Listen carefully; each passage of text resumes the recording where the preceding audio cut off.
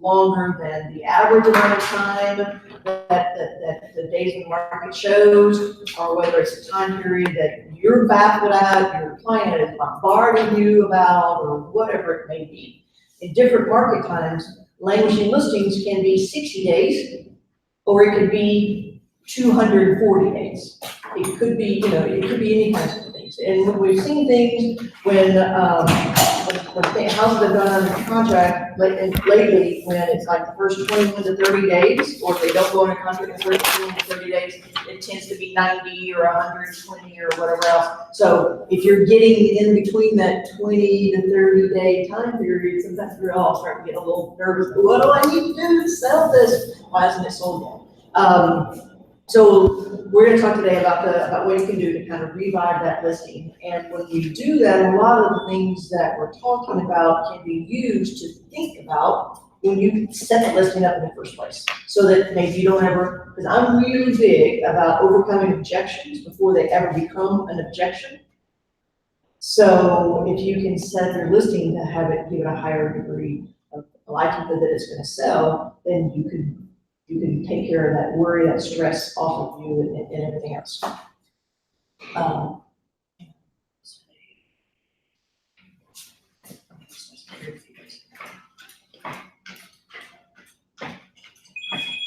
So sometimes one of the first questions we get from our clients, we might ask ourselves, you guys come and ask us, is, should I drop the price? And a lot of times my answer is, it depends. It depends. And one of the things, so not necessarily, and I've had this conversation with my clients many a time, they always appreciate it. You guys are familiar, most of you are familiar with my lovely 1911 Bible listing that I had on the market for like 18 months. And I had several conversations with my clients. Should we drop the price? Should we drop the price? And sometimes it was, no, I don't think so. I don't think it's about the price. Your house is unique. In that case, your house is unique. Your outdoor space is mostly any color other than green. It's more concrete, it's more low-kept landscaping, it's, but it's not so, and it didn't end up being the price. It just ended up being how we market it, how we do that. Same thing on a listing I had over in Timber Grove on Tannen Hill. Holly held that open. Did you open that? May not, you did. Oh, and I think David Dunn did. So if you come to us and you say, hey, do I need to drop the price? Or if you're thinking that your seller's asking you that or whatever, there's really kind of four things you're not going to think about. One is pie. Many of you have heard me talk about pie before. I'm born on Pi Day, so it's kind of natural that I would go for pie, but I'm born on the PI Pi Day, not the PIE Pi Day. And then, do you need a listing refresh? Do you need some more content? Do you need to do something differently on your marketing? So pie. Question on that, and I always ask people is anybody buying pie? If your house is listed at $600,000, my question going to you is going to be, is anybody buying $600,000 pie and that can If nobody's buying $600,000 pie, it doesn't really matter where you get the price. Probably. The highest likelihood is it's not the price that's driving the whole thing. It's the fact that they're just not buying pie. That was what happened on my Tannen Hill. My clients came to me, it was 35 days or something, and they're like, should we drop the price? Why are we under contract? And I said, it's not, and I went and looked at the numbers.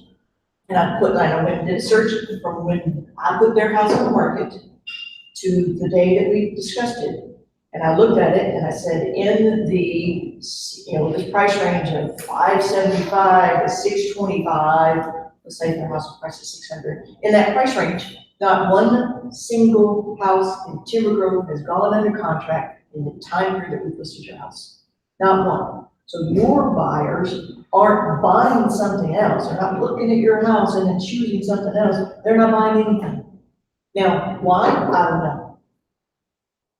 I don't know. You don't always know. You don't know whether they just decided that they just want, we put that one on at a good time. We put it on in the middle of September. It was a decent time to put your house on the market. I had good pictures, I had good descriptions, I had things about the area, I had a number of different things going on with it. So as we looked at it, I said, nobody's really buying any houses. And then I kind of went back also and looked to figure out have the houses been on the market a little bit longer? And the houses that were under contract when we put your house on the market, is there anything different in how they're marketing that house, how we're marketing this house? So those are some of the things you can look at, but the first thing you really want to look at is anybody buying pie? If they're buying $600,000 pie and they're not buying your $600,000 pie, then you need to dive down a little deeper and figure out what's the difference. What is it that they're buying? Do a comparison. Do they have a better location? Did they have a better price? Did they have it staged? Did they have better photos? Did they talk more about the area than about the house? Did they do this? Did they do that?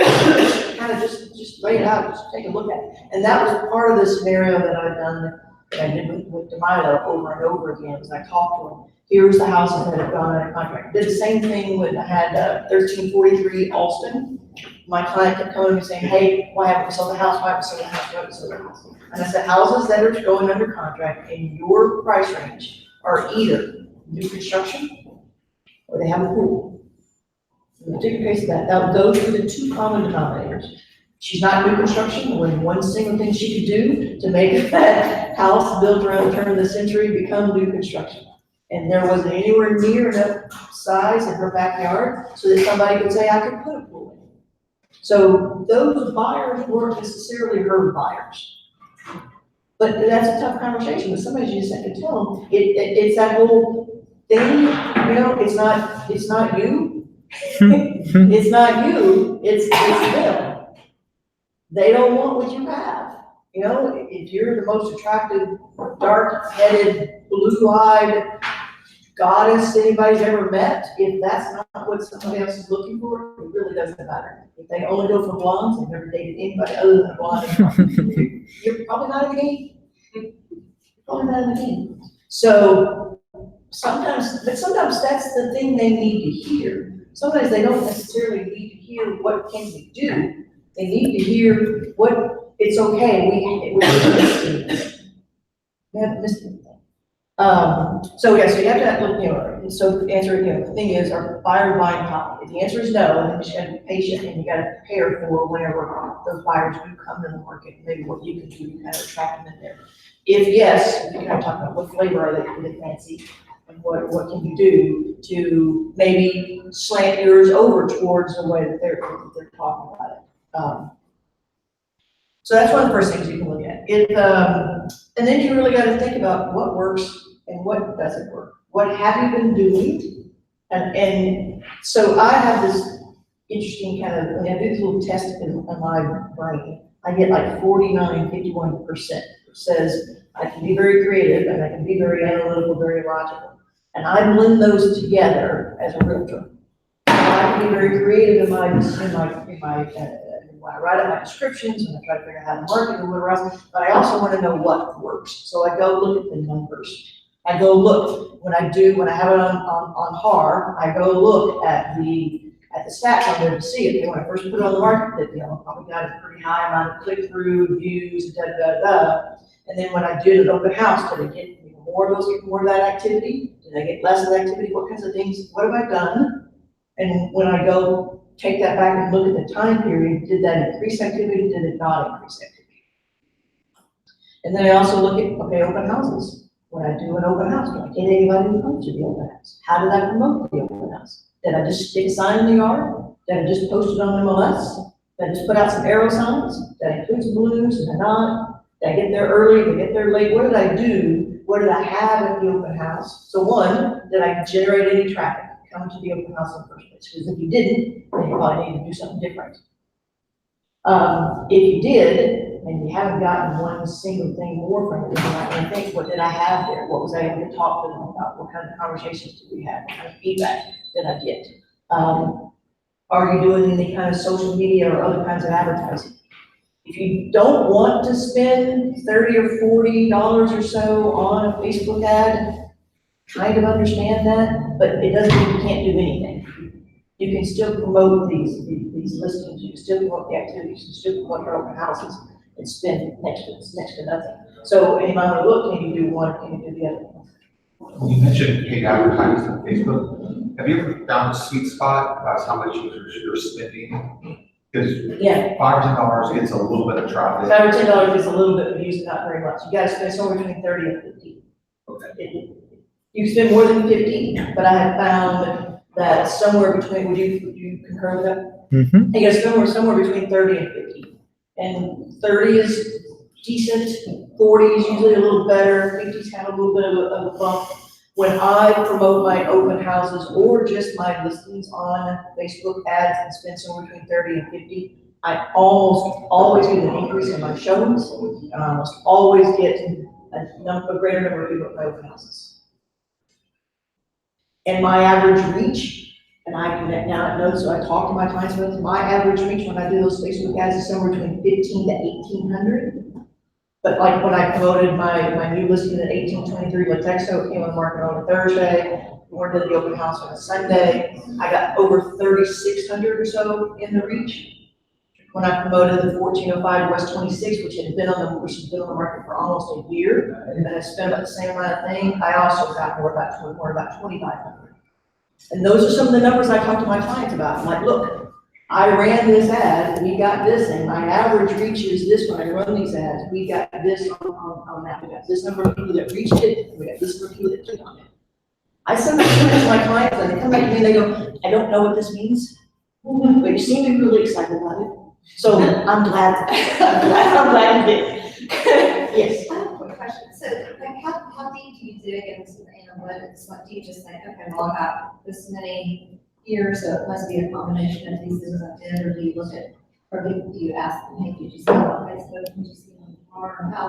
When people come to my open house, I try to engage them, make some conversations, and I try not to say a thing like, hey, my name is Rhonda here, if you need some help. Although if I do, then I say something silly, like my name is Rhonda, if you need some help. If you don't need help, my name's still Rhonda. I'm not gonna change it just because you don't need any help. I try to do something funny that shows my personality or whatever. But sometimes though, when they walk in, I might say something like, hey, how many open houses have you been to today? Have you found any favorites already? Or, hey, that's fine, I'm just always curious, you know, I do a little of this, I do a little of this, I do a little of this, you know, I'm just curious, how did you find it? Sometimes they're like, I was just walking down the street and I saw the sign, you know, or I was driving by for lunch, or whatever, sometimes it's that I saw it on the car, I saw it, you know, this or that, or whatever, I've been interested in the house, I started to install some, started popping up on my Facebook feed. And I thought I better go check that thing out, because I know Facebook knows I'm thinking about this. I don't know, but yeah, so sometimes I'll ask people when they come to the open house, how'd you find out about it? I think that's a really good question. I think it's kind of important. And it kind of also helps you start a conversation with that buyer about, if they are buyers, it could be a seller. But I get you have a conversation with that buyer about how long they've been looking. How serious are they on their search? You know, what are they looking for? They say, I come to brunch at so-and-so place down the street almost every Sunday. I keep seeing the signs for this house, and I finally saw an open house sign. I thought I can check it out. That tells you they like that neighborhood. And that you need to talk about that neighborhood, because maybe if you're not talking a lot about that neighborhood, somebody else who likes that neighborhood may be drawn into it. So, yeah, so I will ask a bunch of those questions, and when it gets down to the numbers, I try not to go so far down that I'm gonna lose people, you know, just by telling them the number of clicks and then the amount of reach, we'll lose some of my clients. But it's nice to give them a comparison. My average is about 1,500 to 1,800, we got 3,600 on this. It's like, dang, that's twice the number of people that we typically been able to reach. It also means that if you're having those frequent communications with them, those weekly communications, then they're not sitting around wondering, what are you doing to sell my house? Or why aren't you doing anything to sell my house? It helps protect that name, it makes you feel good about what you're trying to do. And you're like, okay, I know I tried this, I tried this. I mean, Delilah is a perfect example. I tried everything to try to sell that property. And I finally sat down with Aaron, Aaron and the team at one point, I said, I gotta sell this house with these people. They're good, they've stuck with me for a really long time. What do I need to do? I've tried this and this and this and this and this, and so it all stops. And so we came up with a plan, and you'll see one of the things we came up with later on in the presentation that I think helps make some sense. So look at, look at what are you doing, allocate some of those funds. I think I've told so many folks before, especially some of the folks I've spent a little extra time with, various different things. One of the things that I do whenever I get commission, whenever I get one paid, I divide the number in half. Half at one time. 30% of that goes to the IRS. I tithe, so 10% of that goes to the church. And then the other 10% of that, I put it back into the business. I put back into my thing. So every time I get paid, I am allocating the promotions, the advertising, the money, or whatever else for the current listing I have, the listing that's coming up, or whatever. So if somebody comes and says, hey, I don't know if I can spend $30 or $40 on a Facebook ad, okay, the next time you get a lease, next time you lease a lease, just take the money that you got from the lease and put it over and just make it marketing fund. Just the whole thing, just go, okay, go, have a nice day. And then just put the rest of the money in the whole marketing fund. And then that's where you get your 30, 40, $50. And then also, like, what is the feedback? What is the feedback you're getting from the showings? What is the feedback you're getting from the, from the advertising? Are you getting it? If you run a Facebook ad, make sure you're checking your page, because if somebody comments on it, or they if they tag one of their friends, or they make other kinds of things they like or whatever else, especially if they comment on it, make sure you get in there and like it, at least just like it, or comment back on it or something along those lines, so that they know that you're engaged and that you're paying attention. And that's also something you can relate to your sellers. I ran this ad that was kind of brief, and I had 5 people to comment on it, 3 of them tagged their friends. And one of them came to the open house. And I remember her name. So look at those kind of things. What is the feedback, and what's working, and what isn't working. And then you may just need to actually revive the listing. If you're going to revive the listing, there's different things that you can do. One of them is, what are you saying? What are you talking about?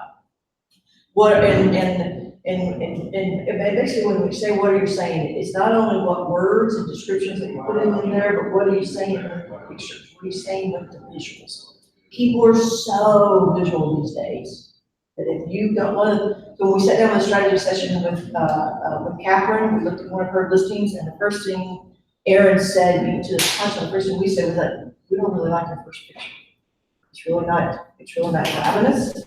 It's really not, it's not capturing the essence of the property or whatever. And so we said, let's just put those pictures around. So you need to think about that, because it's that whole first impression thing. Even if you are, a gorgeous, dark-headed, blue-eyed person, if you don't catch their, attention the first time they see you, then that may also. So, yeah, what is your first, what is your first picture? What are the captions that are underneath it? What kinds of descriptions are you saying? When I had DeMilo, when I had 26th Street, here's the things, I often would take those descriptions all the way out, and I would just go start a brand new sheet of paper. Brand new Word document, something like that, and start doing the description. And I didn't look at one single thing that I had said the last 5 times I had written something up. Because I didn't want to say anything that I had said before, because apparently that wasn't working. So sometimes when you go to redo the description, don't just change a few of the words up, just rewrite the whole thing. And there were times with 26th Street and with DeMilo, when I gave it to Frank, and I said, look, here's the last 6 descriptions that I have, because I have like a doc in that Google Doc that I keep that has all my MLS descriptions in it, all my listings. And so sometimes when I run an ad, when I do other things, I will grab pieces of that stuff, so I can rewrite some stuff. But I can also say, hey, here's what I've said the last 5 times. These things aren't working. So I don't want you to say any of this. Because sometimes it helps just as much to know what not to say as what it is that you may want to say. And that also means that I can R&D rather than duplicate what I said on one listing over for another listing that we get around just a little bit to see if it works. But so what are you saying with all those things? Competition, what's the competition saying? we're gonna talk about that a little bit. That's the whole R&D thing, rob and duplicate, go grab, go see. If there are other listings in the area that are selling and yours is not getting under contract, what are they saying that you're not saying? What are they showing that you're not showing? I favor, as you probably guys do, I favor a number of properties that are in the area. I have a listing that's gonna be coming up in Oak Forest in the middle of September. I've gone in and favored everything from the 900 to the 975, 985 price range. Just about everything in Oak Forest is priced in that, because I wanna see what's working and what's not working. From the comments, from the pictures, from the marketing, if they have an open house and I haven't had a chance to preview it, I'm gonna go into that, other kinds of things. We know about staging and decluttering and rearranging. Appearances do really matter. If you're in an open house and they're telling you that the living room's too small, it's one of the reasons why I staged 1405 West 26th. I kept getting feedback over and over and over again. Two comments, sometimes almost the same feedback. The house is too big, the living area is too small. Yeah, but it's 3 stories, so it has 2 living areas.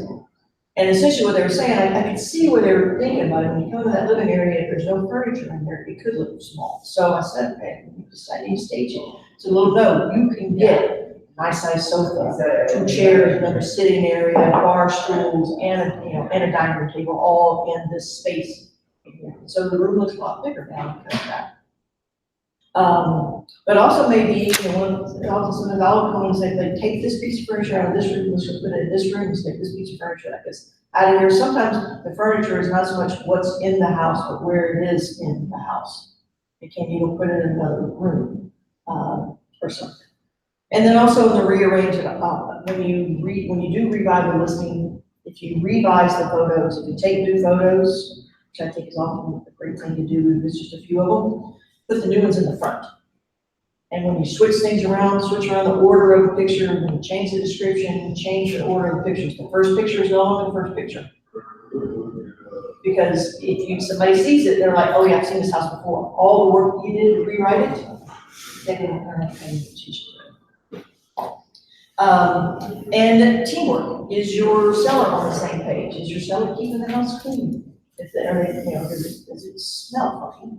Or does it not smell funny? Have you been getting feedback over and over again that they need to replace the carpet? And they're just like, well, I can just give them money. If you get that kind of feedback, then you need to get them on board too.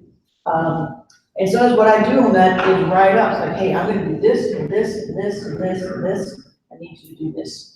Because I'm working on this together. And I have a higher degree of success in getting them to do something when I show them what all we're doing. And it's that whole thing within, even in negotiation. What I'm doing doesn't necessarily have to be as much money as what I'm asking them to do.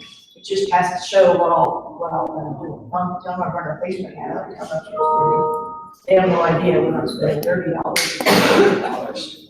They just don't take success on it. So you need to sell it on the same page, they're willing to contribute. And then it's a series of, I call listing a house a series of invitations. When you list it up and first put the MLS out there, that's an invitation to look at it, click through and look at the pictures. It's an invitation to click through the pictures. When you hold it open, when you put the sign out there, whatever else, and you put up, all the things that you're doing, there's an invitation to drive by the house and drive by the neighborhood. And when they drive by the house, it's the way they have their landscaping in the front of the house and everything else all set up. That's an invitation to make an appointment and to come inside the house. And when they come inside the house, it's an invitation, it's really an invitation to explore the rest of the house. Because if you can't get them past the living room, then you're probably not gonna sell the house. Rarely does somebody walk in and go, man, the best thing I've ever seen, don't need to see the rest of the house and where to go, it's right. It's really gonna happen. So it's a series of invitations, a series of first dates or a series of dates and stuff. And then I just said, get your eyes checked. Look at it from a buyer's perspective. Go to it, grab a fellow agent and go to it and say, hey, will you go preview this listing of mine? I'll take you over there, I'll set up the appointment, I'll get you in or whatever else. Sometimes you want them to go in by themselves and sometimes you give you feedback. Sometimes you want to take them and say, what do you think about this so-and-so? When I had a listing in Oak Forest, eons ago. It had maroonish, purplish laminate countertops. She thought those were the most gorgeous things in the entire world. When I held a broker open house, people walked in the house, first thing they did was grab a broom into the kitchen and say, what do you think about the countertops? I wanted evidence. I wanted one way or the other, that they were either gonna have to convince me that they were fine, or I would have to give me the information I needed to convince my seller that this is going to work. So, sometimes you can give them data and they believe, and sometimes you just gotta get it from somebody else. Whether it's from another agent, whether it's from the buyers at an open house, or various other things. Any questions on this? Anything that you've done that you thought was, that sucked, or that really worked? Okay. So we've talked a bit about, talking about the house and those kinds of things, but, so I'm a storyteller from way back. My dad's a storyteller, my grandma was a storyteller, we tell all different stories. And I have a background in marketing and that kind of stuff, so when I write up my description, when I do my ads, when I do those kinds of things, I am trying to tell a story. But if you're just talking about the house, it just isn't enough. And I tell my buyers that all the time, I'm like, look, if you're telling me about, how do you live, what do you do? It's as much about whether or not you enjoy this house as it is about, are you going to enjoy living in this area? How many times have we said, if I can pick up this house and move it over here, I'd buy this thing in a heartbeat. So you have to think, what is that story? What is the quality of life? What is the neighborhood about? What are the area amenities? You really want to paint a picture about that. And you want to talk about how close it is to different things. Wendy and marketing team did a fabulous job at her goldenrod mega open house, because they had all kinds of things, appetizers and drinks and other things that were in there, and sitting in front of every single one was a little sign that said, 0.25 miles from here.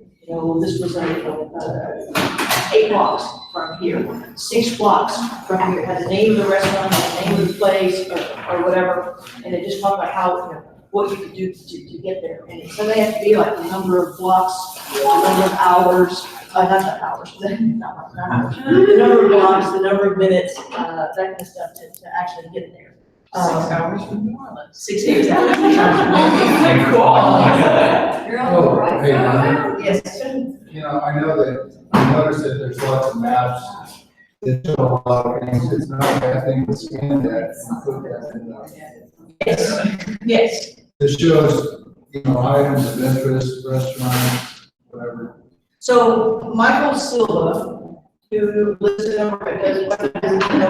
also listening over in the Heights area, I think he does an outstanding job. If any of you guys have ever held a class in one of my listings in Oak Forest, I have that big Oak Forest area amenities map we put together that any of you are welcome to use.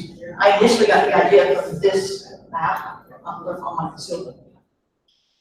And then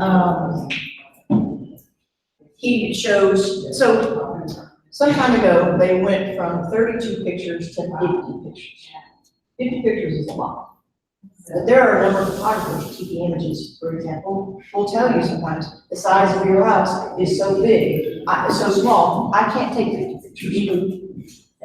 I don't know that R necessarily gives 50 pictures, because if we needed 50 pictures of the house, I figure we needed 50 pictures to help market the area, the quality of life, what you can do when you live in that house. And Michael does an outstanding job of that. So this is the Oak Forest Library. It was redone a number of years ago. It's got a really cool mid-century modern style to it. There are some mid-century modern houses in the Oak Forest, but also a variety of styles.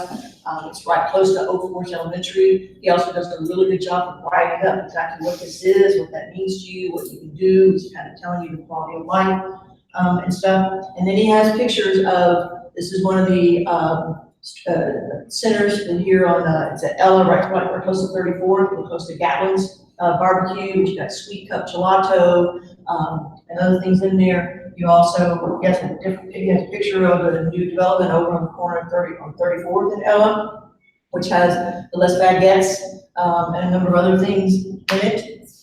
And then he's got another picture of another restaurant coming up in there, and then he's got a picture of one that's new across the way that shows you the restaurants and the ice cream and the other things you can get to. And then he's got the Whole Foods 365, he's got Peli Peli Kitchen, he's got the Orange Theory that's right over there, he's got the new H-E-B, that's not very far away. What he's doing is he's painting a picture of what it's like to live in that house, and what you can get to. In addition to those things, was that?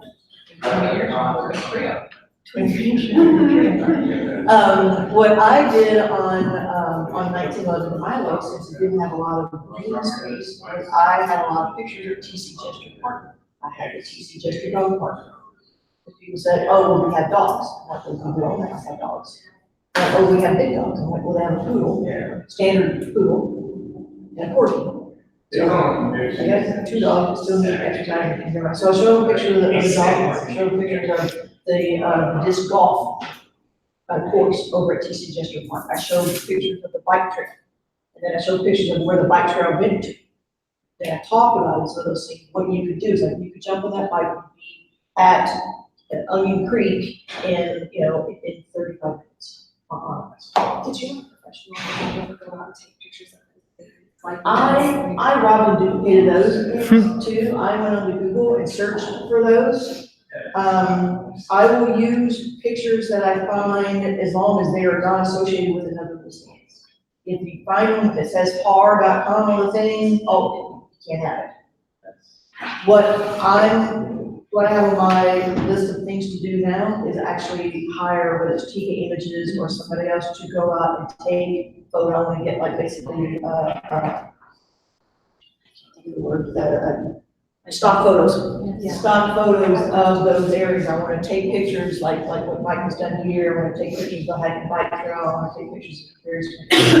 I'm willing to invest in that because I'm going to sell more than one listing in my lifetime. Of course, I'm going to sell more than one listing in the Heights, in Timber Grove, and some of those kinds of areas. I think it's worth doing that. If you have I think that's the time period, if you have a really nice time, or you want to buddy up to Jim and pump some nice bottle of wine or bourbon or whatever his fancy is, you might get him to his nice camera, or if you have one, to take pictures of some of those things. Those kind of things you might be able to not necessarily have to have professional photography, photographer do it. But you may just think that's an investment. The next time I get a lease, and I got $500 from my portion of the lease, I'm gonna hire a photographer and have him go take standing pictures. There's just something so clever about the way they've had TK Images shoot these, so they use the same filters on the sky and everything, so it makes like a really complete picture. It's like, oh, this is my, lead baguette. That's just and mine, it doesn't look so random. And so there is a huge advantage to that, honestly. And there was something else I was going to say about It also these. could be something that you decide you want to split with another agent. Yeah. Hey, what do you think about hiring TK Images to go do this Yeah. together? Let's get a quote from them to do it, and then who wants to be a part of it, and then you just share. And it becomes part of the listing appointment too. If you kind of think about game it out a little farther in advance too, is that you're going to maybe out of the 4 listing appointments that go on, only 2 will say that, you know what I mean? Is we'll talk about the new Le Baguette and all that sort of stuff. So if you already have them in hand for the listing appointment, that's great. Yeah. That's great. And but have those in hand, and you can show the listings and we can use those, and then, like I've done a story before, you know your numbers. It's like, look, when I use these kinds of things, my listings sell in this kind of time period, the average market is this, and my average is this. Did you have a comment, David? No, just saying it's brilliant.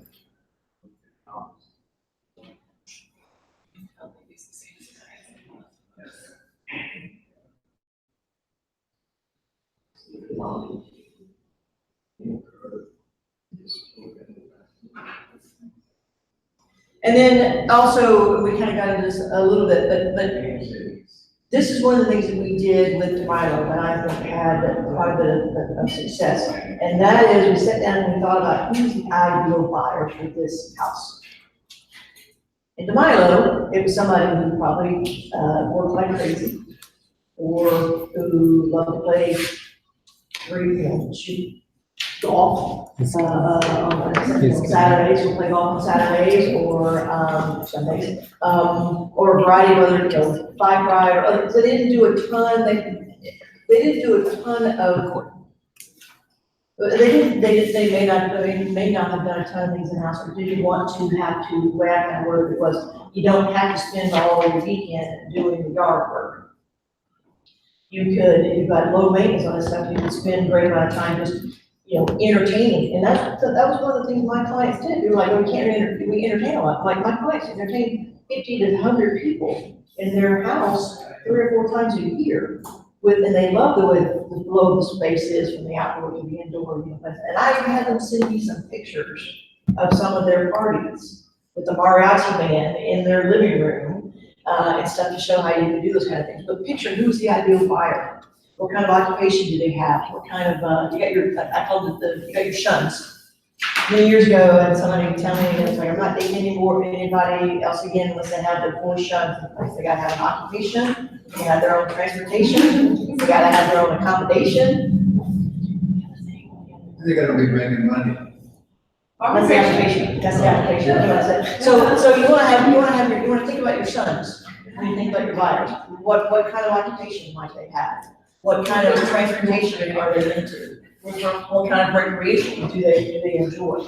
Because when you go into then market, think about that when you're describing your listing, when you're doing your messaging, when you're setting up your target. If you go over to Frank and say, I want to run a Facebook ad, and I want you to include in the target audience bicycles, biking, trail rides, entertaining, wine, people who love wine. If you're sitting across from Sonoma, I'm saying, if you're sitting across from Buchanan's, 1109 Oxford, people love plants.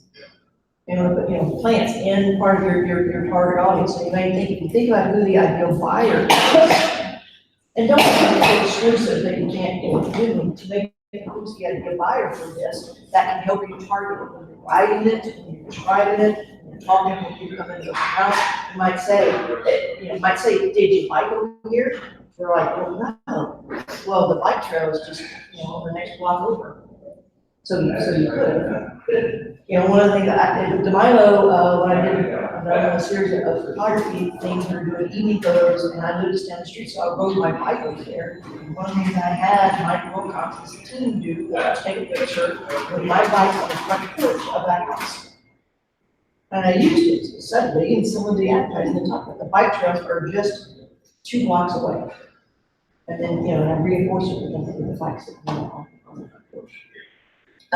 So you kind of think about that. We don't always think of who that ideal buyer is. And then we've kind of talked about this a little bit, get on the digital bus, guys. Do your social media type things, get on the Facebook, on Instagram, maybe on LinkedIn. Brandon's had some success with getting leads from a LinkedIn presence, especially some of the article, the content of things that we provide here, like I-45 expansion, like the Chapter 19 flood ordinance, and we talk about historic districts or wide variety of things that are going on in the city. Those are the types of things you can also post on LinkedIn. And you could, but the bike trail, if there's a new opening section of the bike trail, and your listing is close to the bike trail, I can see you posting that all on those sites. Aaron said he went to look the other day for something in the homes for sale in the 77008 zip code or something along those lines. While he was in there searching, on the part, looking at some stuff. One of the first things that came up was a blog that Jenny had written that talked about a house that she had for sale and some other things. It wasn't a very long blog. It wasn't, the most, but it wasn't a very long blog. It was, it may or may not have been, some prize winning ad or whatever else, but it popped up. So those short little snippets or other things, it's a great way to use that part of if you're a platinum member. Then that's a great way to use those things. That's another way to kind of do that, because it helps pop up. It helps include the SEO search, it helps include reinforces it when most people go to look at that listing and find it and then write it up the business. And we have a lot of content that you can use in those kind of things. whether it ties in with a particular listing or whether it doesn't. There was something that actually, David shared with several of us. Several of us, a little while back that talked about the whole new MKT over in the Heights. I think that's a great thing to put on a blog post. It's a great thing to put if you have a listing anywhere in the Heights area. Something along those, a picture of something along those lines in there could be that. You know, it's material that you can have at your open house. When I had a listing in Eastwood many years ago, I had maps of there were 2 rail lines that ran close to that house. So I had maps of the rail line. When I had a listing that backed up to the Spanish Flower parking lot, I had the menu, I had the menu from Spanish Flower. I often had chips and salsa at my open house. But there was also, that's when they were redoing North Main. And I had the articles and things from the internet that talked about the expansion of North Main and what the timing was going to be, and what some of the predictions were about what it was going to have, what restaurants and other activities and business and stuff that was going to bring over into this area. So I tried to make the best of what could be perceived as a negative situation. This Spanish Flower, which not only restaurants also open 24 hours a day. But you know, you can do that kind of thing. So, you know, you can have this kind of article, you can borrow some of these, you know, look at some of these pictures and stuff that they've done. I mean, look at this great image here that talks about, you know, the center of Houston's urban renaissance. You could, you know, look at that kind of thing and use something, along those lines in your listing. Yeah, since you brought up the word golf, I just want to point out that in October, the Memorial Park is the future home of the PGA golf tournament. So they'll be doing quite a bit of marketing. We can steal their photographs and use it in the. And so if I go to Google and I go look for some of those photos that I've used in the past, if I get that and it was from a culture map article, I always credit the culture map in that. I would put a little description in there and I'll put a little parentheses that says photo courtesy of culture map. Or photo originally from culture map or something. I haven't got dinged from anybody by using their photos, and I think that's probably because I credit them. But yeah, you know, you can talk about this, explore the neighborhood. You can also think about how they're doing this kind of thing and use it as a template for what you may want to create on some other things about your house, about your neighborhood, you know, and that kind of stuff. You know, so I thought that was good. You're on the digital bus, guys, we got that. And then if you do end up reducing the price, because sometimes that's what you need to do, you want to do a whole new reset. You want to redo the photos, you want to, kind of talk about that, then don't, and I'm talking about the description, don't just revise it, completely write it, sell the quality of the neighborhood, and launch your marketing campaign. Consider doing something like a mega open house.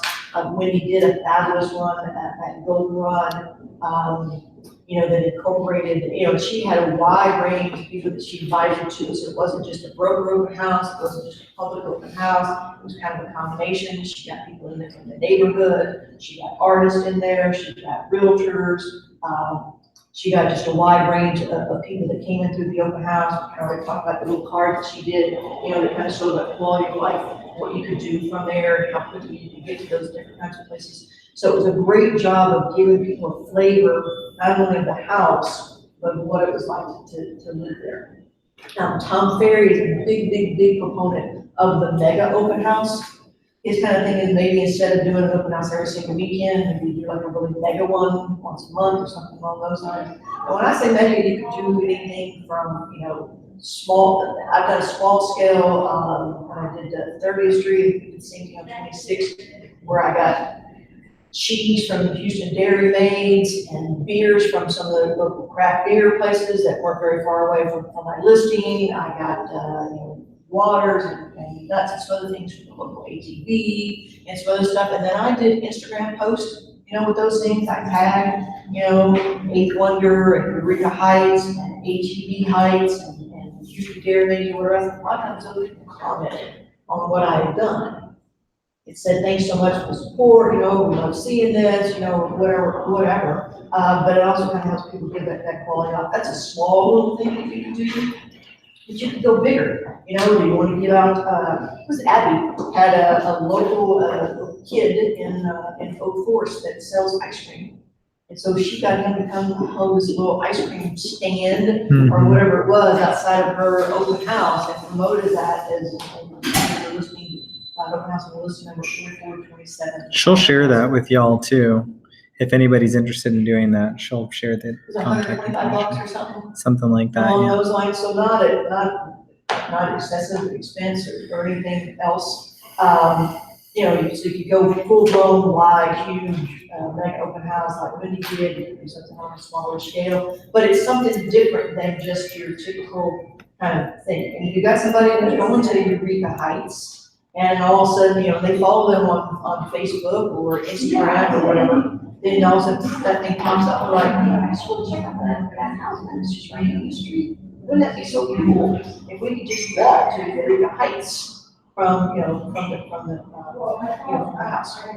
So consider that stuff.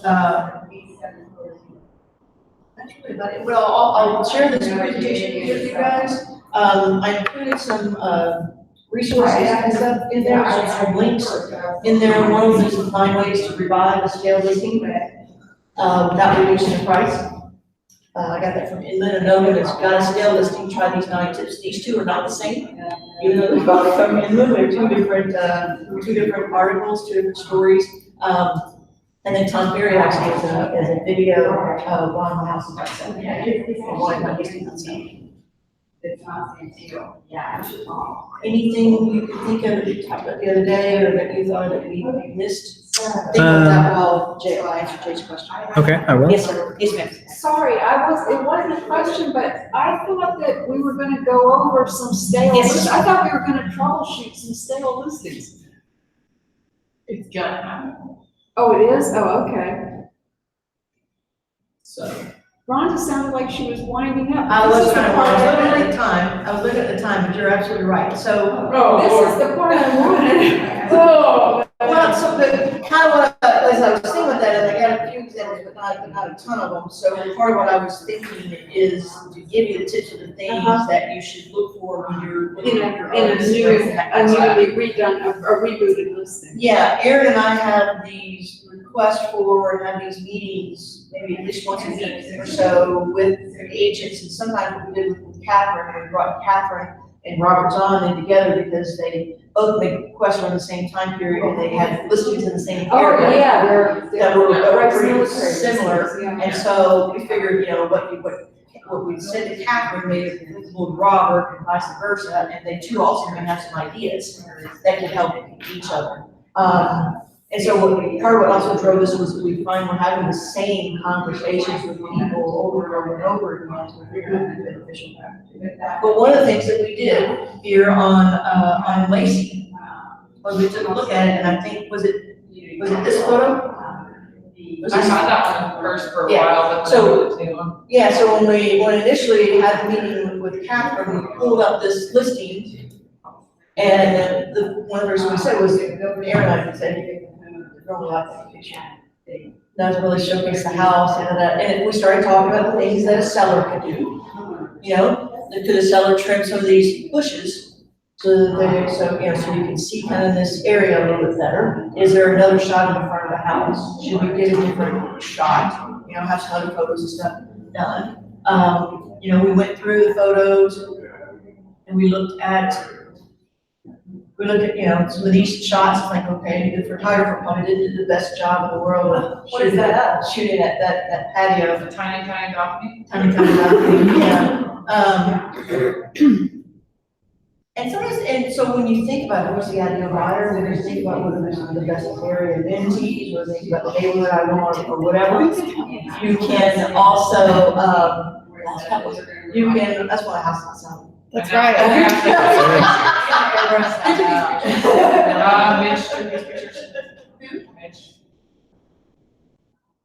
But so when you think about, when you first get a listing, or when you do a reboot on it, you think about what are the features of the house that I think improves the quality of life? And if it's the balcony, then how can I show up? And then you tell the photographer, I don't know what you have to do, you're the one who can work this magic, but I need a good shot of this. I have a throwdown bistro set from IKEA for the smallest balconies. It's like really miniature, but it looks pretty good in the pictures, you know? Yeah. Which is So what that's is- my Okay, so if you have a listing and the house is just terrible, which is, I just got a listing of renewals in it. Their master bedroom and their bathroom is terrible blue. We've already discussed painting it. But how do you feel about if we have it digitally altered? You cannot. In-laws, we tried it. To do what? To do what? I'm sorry. Change the paint color. To change the paint color. They won't let you. And so if you do that, that's great. But you'd have to do it on e-blast, social media is where you can really use it. You do it on Now, Facebook, you do it on Instagram. and you could do it in the docs. Yeah, you could do it in the documents. Yes, Yeah. you do it on- Just can't do it in the main photos, but you can do it in the documents. Since you put it in the MLS docs. Yeah, you can. And you take a look at You definitely can. What else do you Yeah, so Laura asked a kind of question, what reasonable suggestions we came up with a strategy to provide this listing? One, Yeah. you get somebody, you get some different photos, you get another photographer come in and shoot it. We also talked about, can we do something to make this area a little more? So I had a landscaper coming over to give me a quote, and owners of the landscaper to give him a quote. No I told him empty I'd like to pots, go to get rid of Yeah, get rid of the green bin. How long has this been? He said, yes, 68 days, I think, 68 days. I think he's already redone all the hardwood floors. He painted the entire inside because it was brown, and now it's like white. So these pictures don't reflect that. No, they reflect the inside stuff, but I have not done anything with the yard or anything. He didn't really want to spend the money, because he had spent the money to do the floors and the walls, and he just was like, didn't really think it was necessary, and we're kind of sitting here and neither of us think the price is all that wrong, if that makes sense, like. Yeah, so we talked about. But I also think better photos, I mean, because houses that are of a similar age and similar age. What's this, oh, they are, what's this listed at? 439. Yeah, so you got staging, you got better landscaping, you got better, especially exterior photos, maybe some of the other amenities things on there. And that is the key thing, if you are going to do a review, whether it is just changing the descriptions, adding new photos, all those kind of things, doing all the same, doing all this at the same time, you're going to do the advertising, you're going to do the price thing, and do all that stuff first, don't drop the price, and then you're gonna do pictures.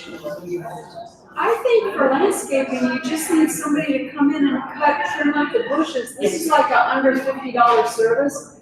And then go over to Kroger and get, some potted plants and just put them, on top of those, like there's one empty, pot. Just something that's bright and colorful, like, Fresh mulch, whatever, maybe. Vegas, they hold up in the sun, and that's all you need. And then get rid of the green bin that is just sitting there, Yes. Have you had a lot of shillings or just been lost? No, because like 5 showings. Because also there's a In million. 68 days, and then I know probably like 5 or 6 open houses if not more. There's a million townhouses. I sold one in Rice, it was on this morning in Rice Military where John does it. It's named townhomes and very similar, they're cabinetry, great layout. It's the same as a lot of townhomes, three townhomes. And we painted and freshened up the carpet where it needed to be. And I staged it and we sold it in 12 days. Yeah. I mean, it would be awesome to have furniture, but it just. And I think just a little like suggestive to the aging, like you have to do the whole thing, but like how do you rearrange things and how do you arrange things? Mm-hmm. I've seen, I think it's very And then thank you, Jessica. I hate that staging makes such a big difference, but it does. I hate it too, because it's so illogical, but it's just the truth. I mean, I was hard to convince, but I saw it, I mean, it's a miracle, you know? So frustrating. That academy listing, it has got completely different reactions down the stage. He really had nothing on. He didn't, he should give me It more than doesn't- what every partnership covered. Yeah. And, So I was really pleased. pull up my own Parkway listing, okay? Yeah. My, 3231 Elm Parkway, 4204. Is it, and I think townhouse is More for that. Yeah, it's a little condo, it's tiny, so it won't take up a lot of your time because it's so little. What is hang on, let me pull up, so I can hear you. Oh, okay, oh, No, good. no, I do that, but I'm No, good, look, if there's. They listed like 38. Oh, so this is Drop the price there. Oh, this is the successful one, okay, we're good. Everyone wants to break. Yeah, so this is Lauren's. Oh, good, so this is the winner, the one, That's his first It's also north of. So this is Catherine, this is Lauren, so there's Exterior, we've got, tiny front door, and so Lauren and I had a conversation, when she was getting ready to list this thing, and the conversation was about like, hey, I don't think the comp showed this, they wanna price it up here, you know, I'm afraid of this, and what are we gonna do, And so we're talking, you know, I think they ought to replace the parking, I think they ought to do this, I think they ought to do that. And that's where I got into the list thing. Yeah. You know, the whole, I need you to do this, so I'm gonna tell you all the things that I'm gonna do. No, But Lauren, I wouldn't have done this if they had not agreed to repay. Oh, yeah, it wouldn't have been worth the investment, it was a safety, and so she was funny, she came to me after, she's like, you know, came to you to find out when I can get my clients to do something, and they said, no, you got to spend $3,500 on staging. You know, but what happened was that when she convinced them to replace the carpet, then they saw how good how that looked, and they started doing other things because they added to it. Who'd you use, Lauren? Who'd you They use? use Citizen? Use names. Yeah, just show you the pictures, they did a very thorough job. Yes, it's Really, all their. fully staged, huh? It's really nice. And then, and I have staged my 1405 West 26th. One of the things you can do on that, Jay, is you may want to pull 1405 West 26 and look at the archives and look at what it's looked at in the past and what it looks like now. You see some big difference from when, because he had some furniture that looked like this, I graduated from college, I bought this stuff, it still works, I'm not gonna get rid of it. Big honking guide furniture, which is, it was clean, it was very neat, but, you know, it didn't really showcase the rooms or anything else, you know, patio furniture out here, it's excellent, it's at the top.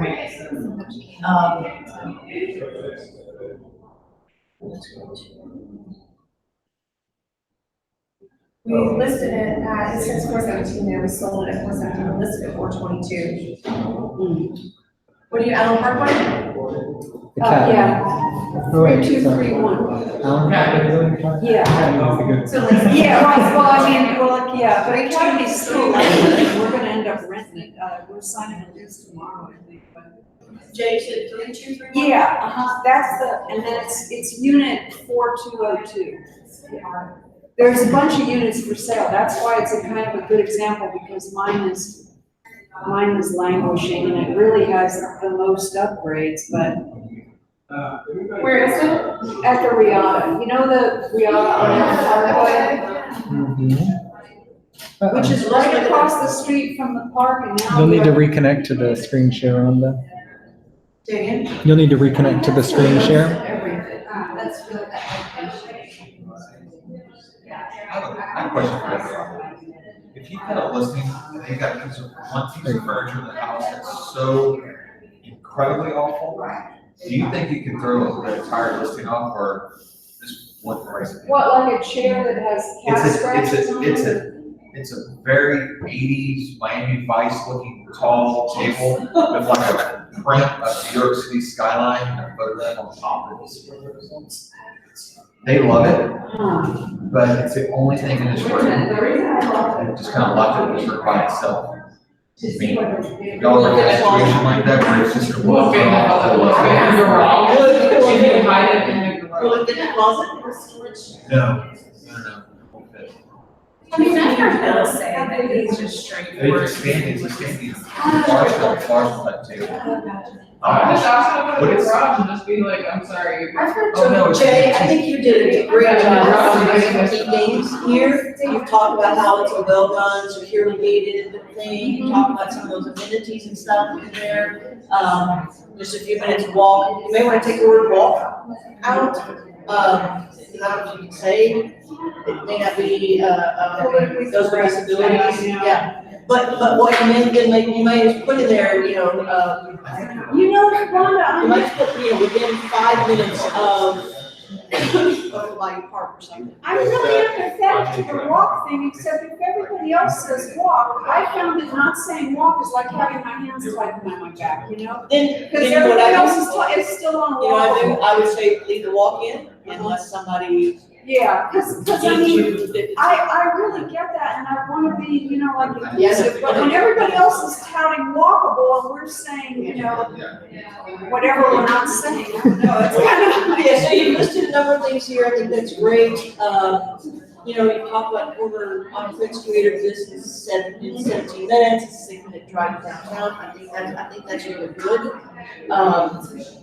I think, The backstory on this is that we started at too high a price, I had it reshot, I rewrote the listing, and I'm still not getting anything. That's the only. Is that your patio set? No, that's their part of it, but that's what, I mean, you know, it's like still that easy one, it still looks full size in pictures.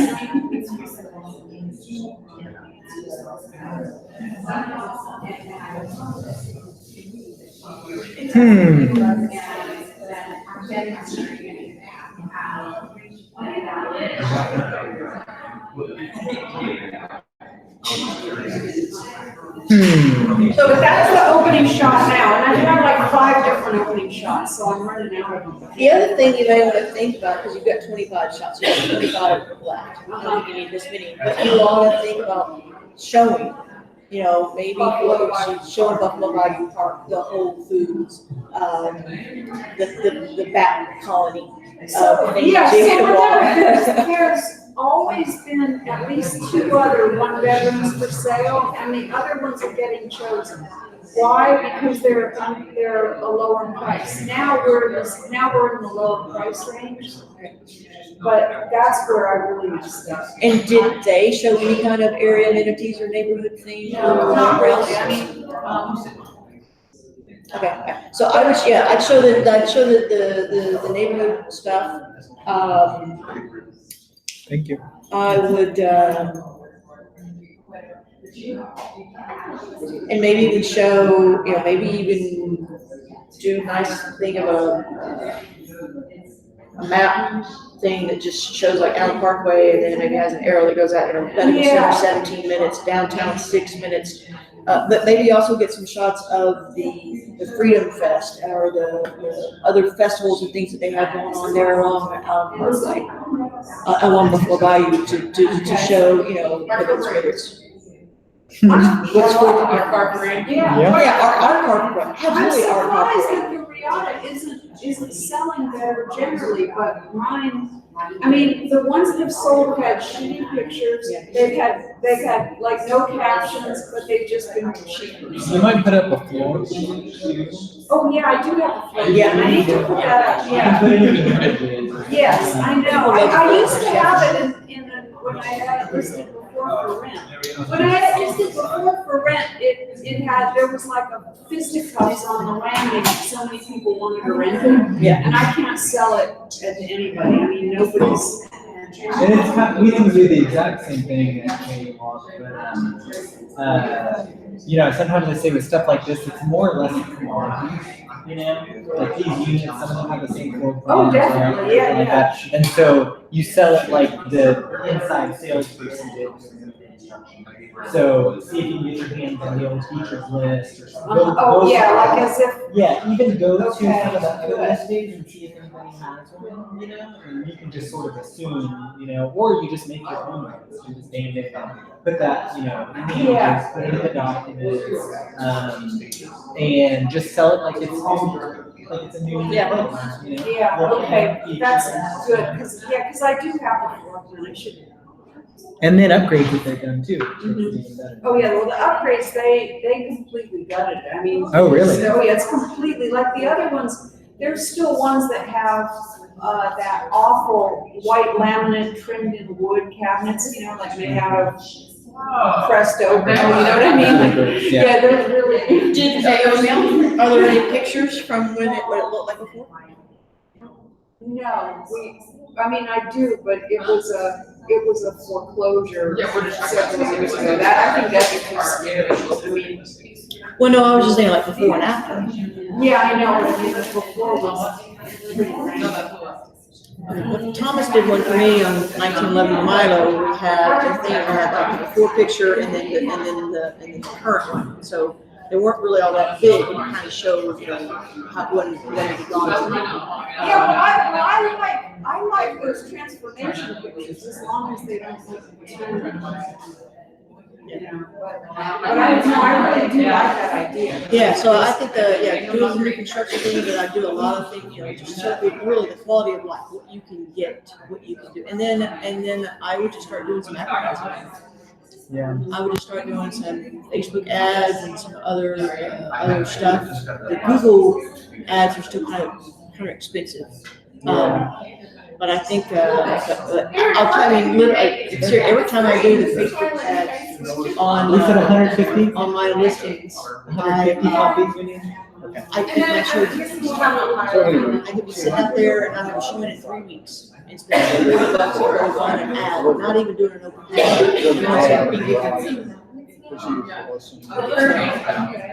But I can tell it like a new car, you know, like this long line, and then the same thing in the flyer, then we would put,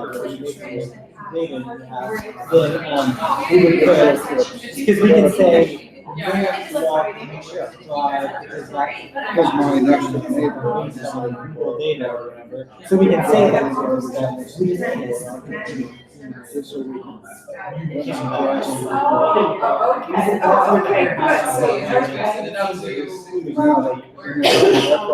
Okay,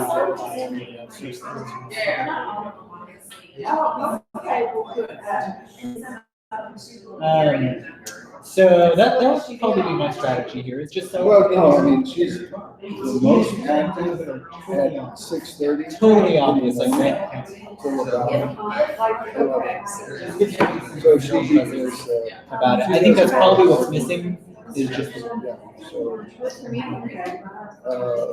Well, she nice stained glass and breaks it up. And then Yep. puts it out. And then same thing, I She's doing mean, that I would come up with a really nice flyer, and then this can be a demo. So she has more equipment. yeah, that's a good.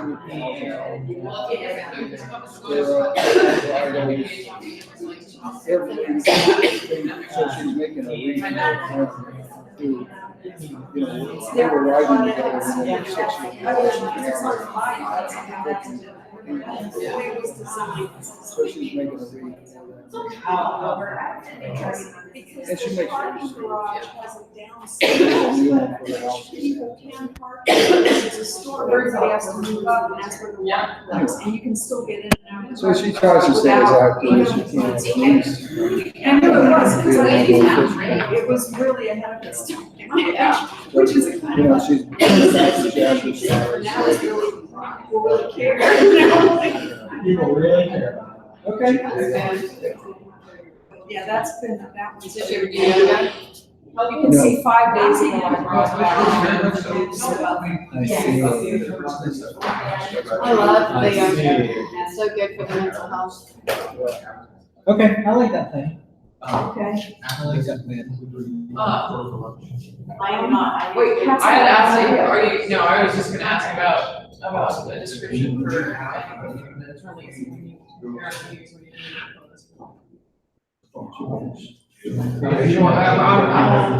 Yeah, I'm still waiting, yeah, no, I'm also waiting for my. So they said that, I talked to her yesterday. And then just minor repairs, like small stuff like this, So they said. get the nail back on, get a ring down, get an insulation done. And then. Yeah, that was good. That's what I wanted. I wanted like really specific. But it's really annoying to hear about, How did? Oh, I didn't say mine was this, I didn't want to. Oh, no, I want. The range was- Yeah, like a makeover. So instead of them asking. It's Thursday, before you guys will let me know. Dude, it's timing is really all right. Right now, we're just. You're the example. You're the example of what we all should be doing. Oh, well, I don't know about That's why I rode down in Alabama. It was like everybody wanted to be outdoors. I couldn't. that. Oh, it was tequila. Oh, okay. Yeah, it was the Vietnamese restaurant. Who knows, maybe.